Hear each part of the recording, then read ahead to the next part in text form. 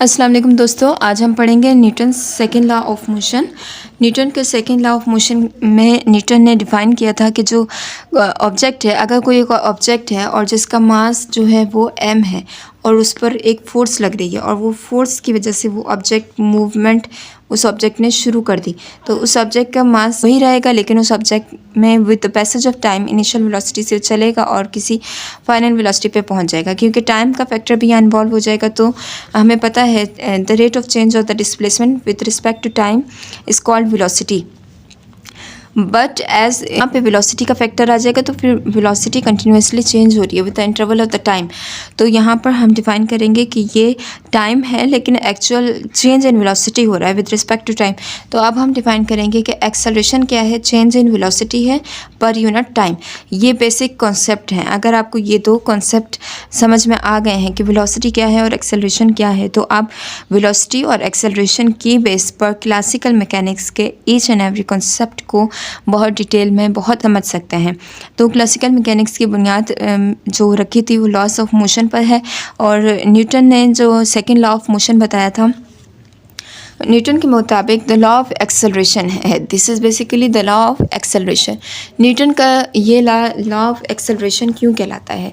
Law of acceleration इसलिए कहलाता है कि जब फोर्स अप्लाई की जाती है किसी भी बॉडी के ऊपर, तो वो अपने जितना उसका मास होता है फोर्स अप्लाई करने की वजह से मूव करना शुरू कर देता है। ठीक है, अब वो ऑब्जेक्ट मूवमेंट में है तो उस पे जो फोर्स अप्लाई हो रही है उसकी वजह से वेलोसिटी चेंज हो रही है, और वेलोसिटी चेंज होने की वजह से एक्सेलरेशन प्रोड्यूस हो रहा है।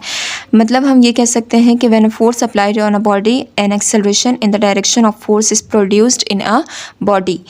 फिर न्यूटन ने क्या कहा था? Newton says that acceleration is directly proportional to the applied force and inversely proportional to the mass of the body. Acceleration क्या है? डायरेक्टली प्रोपोर्शनल होता है टू द अप्लाइड फोर्स।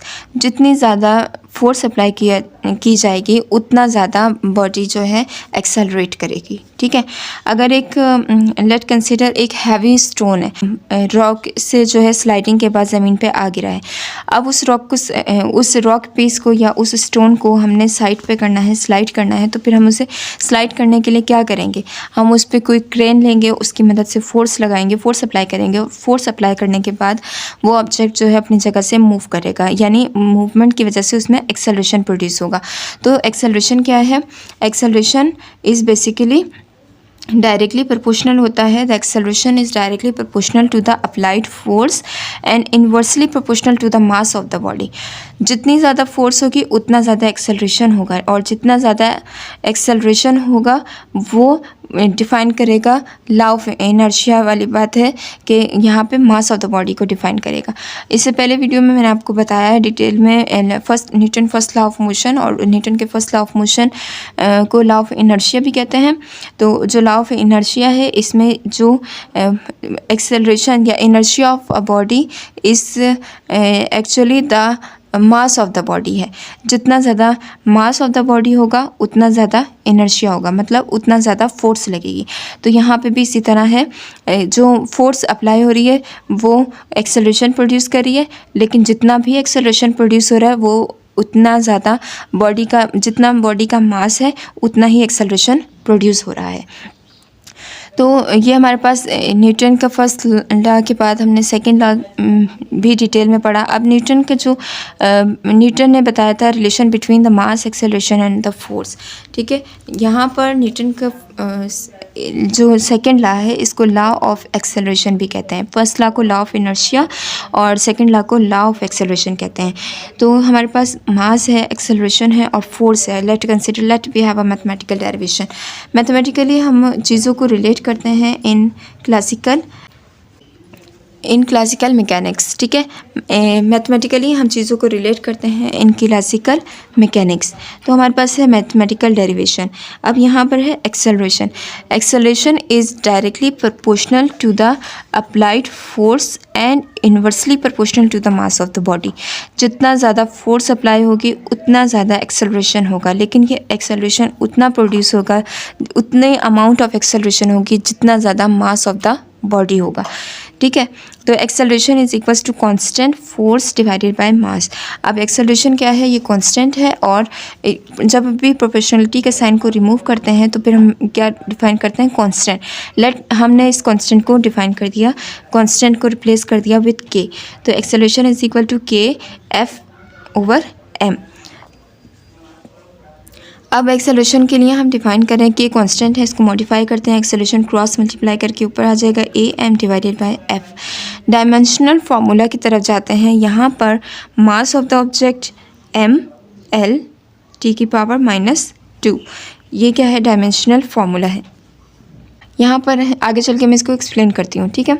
अब यहाँ के क्या है, K is equals to A M divided by F. Acceleration का यूनिट क्या होता है हमारे पास, मीटर पर सेकंड स्क्वायर। मास क्या है, किलोग्राम है, और फोर्स क्या है, न्यूटन है। अगर हम यहाँ पर हमें, क्योंकि जो डायमेंशनल फार्मूला हम लिखने जा रहे हैं एम एल टी की पावर -2, तो यहाँ पे -2 कैसे आ गया।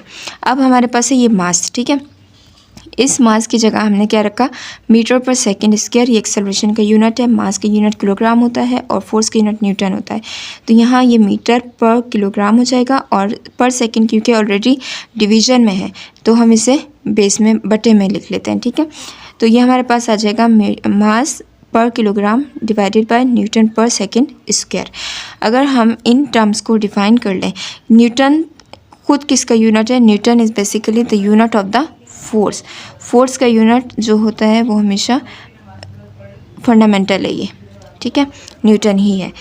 तो हमारे पास मास किलोग्राम और सेकंड रह गया। अब मास को हम डायमेंशनली कैसे लिखेंगे, mass capital M, dimensional formula में हम एम एल टी की पावर -2 या कोई भी वैल्यू जब लिखते हैं तो कैपिटल हमेशा आपने याद रखना है कि आपने कैपिटल एम से लिखना है। डायमेंशनल फार्मूलाज को कैपिटल, यहाँ पर मास का पर सेकंड क्या है, पर सेकंड स्क्वायर टाइम टी की पावर -2, ठीक है।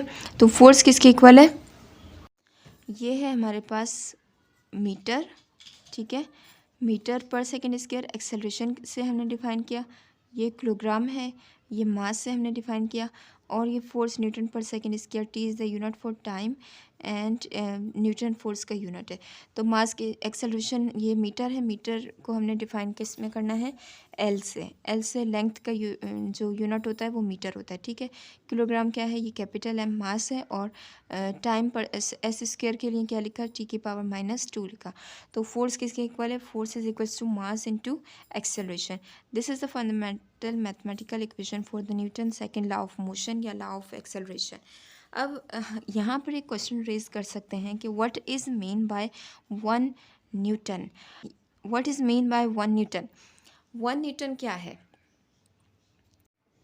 1 न्यूटन वो फोर्स है जिसको डिफाइन कर सकते हैं when the applied force produces an acceleration of 1 meter per second square in a body of mass 1 kilogram.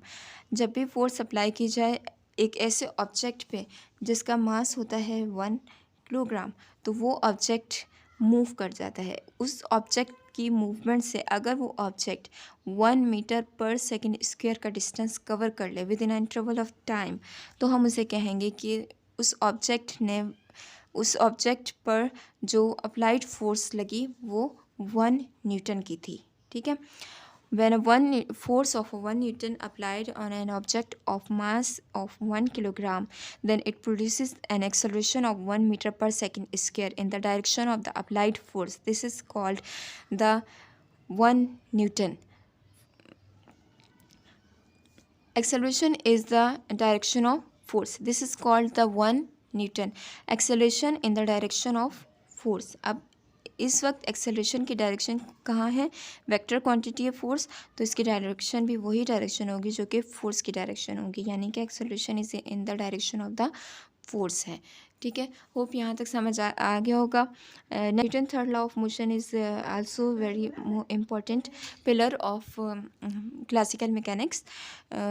Hope यहाँ तक समझ आ गया होगा। कोई क्यूरी है तो आप मुझसे पूछ सकते हैं, और अगर वीडियो अच्छी लगी है तो वीडियो को कमेंट कर दें, और वीडियो को लाइक एंड शेयर लाजमी कर दें। Thanks for watching the videos, keep on watching.